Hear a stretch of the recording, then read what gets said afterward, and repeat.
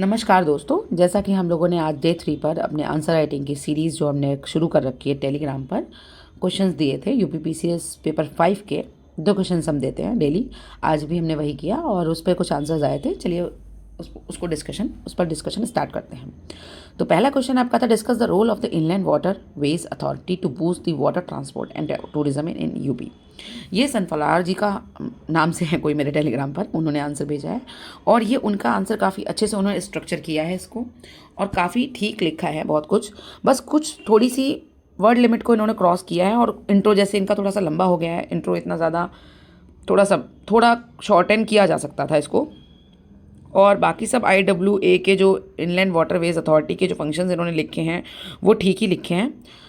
Role of IWA का भी सही से इन्होंने डायग्राम बनाकर वर्णन कर दिया है। ठीक है, ये पूरा आंसर ओवरऑल ठीक ठाक था इनका। एज सच उसमें कुछ बहुत ज़्यादा पॉइंट डालने की ज़रूरत थी नहीं। फिलहाल जिन बच्चों ने आंसर नहीं लिखे मैं उनको बताना चाहूँगी कि देखिए, इस क्वेश्चन में सीधे सीधे बस इतना बताना था कि उत्तर प्रदेश में जो इनलैंड वाटर ट्रांसपोर्ट सिस्टम है उसको कैसे हम टूरिज़्म और कैसे इनलैंड वाटरवेज जो अथॉरिटी है इंडिया की वो क्या काम कर रही है, जो क्या रोल प्ले कर रही है जिससे वो बढ़ सके। Transport system, tourism system of UP, water transport system. Okay, तो इसमें रोल में लिखना था आपको डेवलपमेंट। भाई नेशनल वाटरवेज बना रही हैं, गंगा विलास क्रूज़ बना दिया, उनके बारे में लिखना था। इंफ्रास्ट्रक्चर बना रही हैं, प्रमोशन कर रही है टूरिज्म का, इकोनॉमिक बेनिफिट, एक्सटर्नल बेनिफिट्स, ये सारी चीज़ें प्रोवाइड करा रही है, लाइवलीहुड प्रोवाइड करा रही हैं।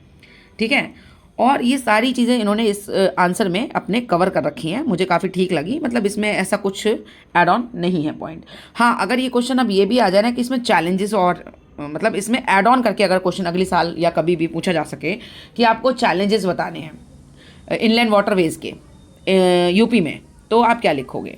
जो चैलेंजेस हैं वो होंगे सीजनल वाटर फ्लक्चुएशन, मतलब हमारे यहाँ जो पानी है वो सीजनल फ्लक्चुएट करता है, कभी ज़्यादा कभी कम। कनेक्टिविटी नहीं है, मतलब अगर आप रिवराइन पोर्ट तक जा रहे हो तो वहाँ तक कनेक्टिविटी आपको चाहिए, तो वो कनेक्टिविटी आपको लूज आउट कर जाते हो आप। फिर नीड बेटर, इसमें चाहिए हमको सिक्योरिटी मेजर्स थोड़े बेटर चाहिए ताकि इन्फिल्ट्रेशन ऑफ माइग्रेंट्स ना हो पाए। ओके, ये है। बाकी सब आपने जो भी डेवलपमेंट इनलैंड वाटर अथॉरिटी कर रही है वो अच्छा कर रही है। ठीक है, तो ये तो हो गया पहला question. Now the second question was that कि if the second chambers dissent from the first it is mischievous and if it agrees it is superfluous. In the light of this famous statement discuss the utility of UP legislative council. Okay, तो ये question मुझे किसी भी बच्चे का up to the mark नहीं लगा। इन्होंने जो लिखा, इन्होंने थोड़ा सा ऑर्डर आगे पीछे कर दिया है। जैसे इन्होंने यूटिलिटी दिखा दी पहले और उसके बाद लिमिटेशंस दिखा दी, फिर वे फॉरवर्ड इनका ठीक है लेकिन लिमिटेशन इन्होंने बाद में दिखा दी। मतलब इन्होंने सबसे पहले जो स्टेटमेंट को जस्टिफाई करना शुरू किया वो सीधे करने के बाद सीधे यूटिलिटी पे ये आ गई, जबकि utility was the last part. तो थोड़ा सा ऑर्डर गड़बड़ हुआ है। लिमिटेशन या तो पहले आनी चाहिए थी, पॉजिटिव पॉइंट से आप पॉजिटिव नोट से एंड कर रहे हो ना उस चीज़ को, तो ऐसा था। एक और आंसर था परांतक का भी, वो भी हम देख सकते हैं। उन्होंने भी थोड़ी सी यही गलती की थी विधान परिषद वाले में, ये रहा कि उन्होंने थोड़ा सा स्ट्रक्चर तो ठीक रखा आंसर का, बताया भी ठीक, इंट्रो भी इनकी आंसर में एक अच्छी चीज़ ये है कि ये वर्ड लिमिट को हमेशा फॉलो करते हैं and that is most important thing कि वर्ड लिमिट बहुत ज़्यादा इनकी इंक्रीज़ नहीं होती है। अब इन्होंने सीधे सीधे विधान परिषद की उपयोगिता ही बता दी, वही सेकंड पार्ट सीधा बता दिया गया है। स्टेटमेंट के बारे में इन्होंने लास्ट में बात की है, जबकि स्टेटमेंट के बारे में थोड़ा सा पहले बात करनी चाहिए थी। अब आते हैं एक और आंसर पर जो कि मुझे पर्सनली ठीक लगा थोड़ा सा। ये देखिए, ये आप देख सकते हो एक मॉडल आंसर के रूप में। जैसे कि इसमें पहले हमने बात की UP has by camera legislature, इसमें हमने इंट्रो दे दिया अच्छा सा कि विधानसभा है हमारे यहाँ और विधान परिषद भी है, दोनों ही हैं। आर्टिकल भी आप लिख सकते हो 169 एड ऑन पॉइंट हो सकता है उसमें।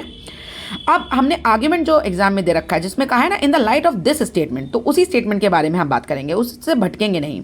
तो द स्टेटमेंट वॉज, क्या कहना चाह रही है स्टेटमेंट। तो हमें अगर पर्टिकुलर देखिए किसी आप गूगल कर रहे हो तो आपको जिस क्रिटिक की स्टेटमेंट है आपको पता हो सकती है, पर अगर आपको नहीं याद है एग्जाम में तो आप सीधे लिखो अच्छा ये हम जो क्रिटिसाइज ही तो कर रहे हैं, आलोचना ही तो कर रहे हैं राज्यसभा मतलब विधान परिषद की।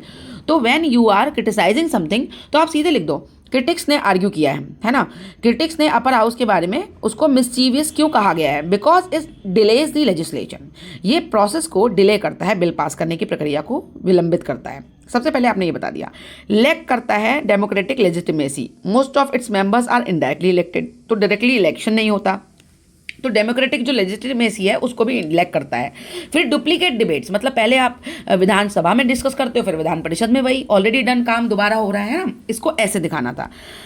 अब वाई इट इज अब इसमें क्या कहा गया है, पहला कि अगर ये डिले करता है तो ये मिसचीवियस कहलाता है, मतलब पहला चैम्बर है ना, तो ये सारे पॉइंट्स आपकी इस स्टेटमेंट से के साथ जा रहे हैं। इट कॉजेज ऑब्स्ट्रक्शन, ये आपकी काम को बाधा पहुंचाता है, बिल पास करने की प्रक्रिया में बाधा क्रिएट करता है, और इसीलिए हम कहते हैं इसको मिसचीवियस। अच्छा, अब अगर ये कुछ भी ना डाले, मतलब अगर आपके काम को ऑब्स्ट्रक्ट ना करे और आपके काम के बिल के साथ ही चला जाए, अपने पॉइंट से इसने एडवाइस कर दिया, तो वहाँ पर क्या हो जाता है, वहाँ पर ये कहा जाता है कि फिर ये कुछ किया ही नहीं, क्योंकि इसका जिसकी जो रिकमेंडेशन है उसको मानना ना मानना विधानसभा का काम है। तो जब विधान परिषद का कोई काम नहीं है तो फिर ये इसकी यूटिलिटी, अब हम बात करेंगे इसकी यूटिलिटी पे। देखिए कितने छोटे शॉर्ट एंड तरीके से हमने इस पर बात कर ली। अब हम यूटिलिटी की बात करेंगे। यूटिलिटी आप सबने सही लिखी है, act as revising chamber, representative of specialise interests, ठीक है, उसके बारे में बात कर लेंगे। Prevents legislative tyranny and continuity in the legislature, platform for the experience statesman, balance evaluation, सारी इन चीज़ों पे बात कर लेंगे। तो ये सारी यूटिलिटी तो आप सबने ठीक लिख दी, इनको चाहे आप डिटेल में डिस्कस कर लीजिए और चाहे आप पॉइंट वाइज भी लिख दीजिए, ठीक है। ये सारी चीज़ें वही हैं राज्यसभा से रिलेटेड। तो अब हम पॉजिटिव नोट पे कैसे एंड करेंगे, despite the criticism the council serve as instrument of checks and expertise and continuity in governance. अब इस पर हमने क्यों बात कर रहे हैं हम, क्योंकि अगर ये बेकार होता विधान परिषद तो होता ही क्यों, है ना। तो ये क्या करता है, रिवाइज कर लेता है आपकी चीज़ों को, तो आपने एक पॉजिटिव रिव्यू का काम करता है, रिवाइज का काम करता है, रिफाइंड लेजिस्लेशन का काम करता है, तो ये सब आपने लिख कर एंड कर देना है। तो यहाँ पर थोड़ी सी वर्ड लिमिट फॉलो कर दी गई है, और ये तो थोड़ा सा नोट्स ही हैं, ये नोट्स टाइप का था, लेकिन आप इस पर अपने आंसर्स को ऐसे फ्रेम कर सकते हो कि इंट्रो आप ऐसे रखो और आपको समझ में आ गया होगा कि स्टेटमेंट ये कहना क्या चाह रही है। तो फर्स्ट ऑफ ऑल कैसे आंसर लिखना था और कैसे पहले यूटिलिटी बाद में डालनी थी और पहले हमें उस स्टेटमेंट को जस्टिफाई करना था। तो this was the whole gist of the answer, ठीक है। ये आपकी होल जिस्ट थी, कैसे आपने आंसर को मेंटेन करके उसको वर्ड लिमिट के अंदर उस स्टेटमेंट के साथ जाकर और एंड आपने पॉजिटिव नोट को उसको कंक्लूड करना था उस आंसर को, ठीक है। विधान परिषद अगर बेकार होती तो बनाई क्यों जाती, तो पूरा आंसर वैसे हो गया कि अग्री करती है, लेकिन आप विधानसभा भले ही उसको माने या ना माने, लेकिन एक second order check and balance का काम करती है, तो वो होना ही चाहिए। तो ये चीज़ें आपने लिख दी, बस हो गया आपका आंसर कंप्लीट। अब क्या बात करते हैं, अब हम लोग कल फिर से 2 क्वेश्चन लिखेंगे और थोड़े थोड़े जो टफ क्वेश्चन है, जैसे कि आज वाला ये सेकंड चैम्बर वाला क्वेश्चन थोड़ा सा ट्रिकी था, थोड़ा सा लिखने में आपको दिक्कत पैदा कर सकता था, कोई बात नहीं, ऐसे क्वेश्चंस भी हमारे कवर होते जाएंगे और रात में हम लोग डिस्कस भी कर लेते हैं। तो आप लोग ज़्यादा से ज़्यादा लिखने की कोशिश कीजिए, कैसे आंसर को अच्छा करें। परांतक का और सनफ्लावर का दोनों का ये बहुत अच्छा एफर्ट था, उन्होंने थोड़े से ऑर्डर को आगे पीछे किया, लेकिन लिखने में कमी नहीं है, लिखा काफ़ी अच्छा है, ऐसा नहीं है कि चीज़ें कवर अप ना की गई हों। इन्होंने देखिए, इन्होंने अपने तरीके से आंसर लिखा, हर किसी के आंसर लिखने का तरीका अलग है, ठीक है। तो ऑल द वेरी बेस्ट, ऐसे ही आप लोग आंसर्स लिखते रहिए।